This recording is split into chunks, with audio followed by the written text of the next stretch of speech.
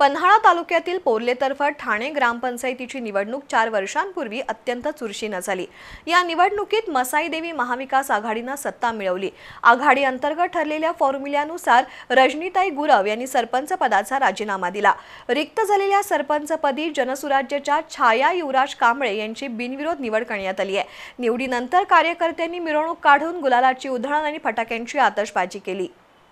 पन्हाळा तालुक्यातील पोर्लेतर्फे ठाणे ग्रामपंचायतीची पंचवार्षिक निवडणूक 4 वर्षांपूर्वी झाली आहे। त्या निवडणुकीत मसाई देवी महाविकास आघाडीचे 13 सदस्य निवडून आले।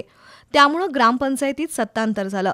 सुरुवातीला मसाई देवी आघाडीच्या रजनीताई गुरव यांना सरपंचपदी संधी मिळाली।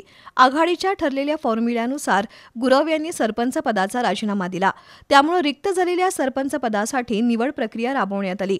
यशवंत बँकेचे संचालक युवराज कांबळे यांच्या पत्नी छाया कांबळे यांची पोर्लेतर्फे ठाणे ग्रामपंचायतीच्या सरपंचपदी बिनविरोध निवड झाली आहे। बाजार समितीचे माजी सभापती परशुराम खुडे यांच्या नेतृत्वाखाली 6 महिलांना सरपंच पदाची समान संधी मिळाली आहे। खुडे यांच्या हस्ते सरपंच महिलांचा साडीचोळी देऊन सत्कार करण्यात आला। निवडणूक निर्णय अधिकारी म्हणून मंडलाधिकारी वासंती पाटील यांनी काम पाहिलं। सरपंच निवड जाहीर होताच कार्यकर्त्यांनी गुलालाची उधळण आणि फटाक्यांची आतषबाजी करत आनंद उत्सव साजरा केला।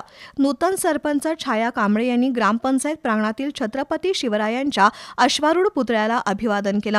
त्यानंतर नूतन सरपंचांची कार्यकर्त्यांनी सवाद्य मिरवणूक काढली।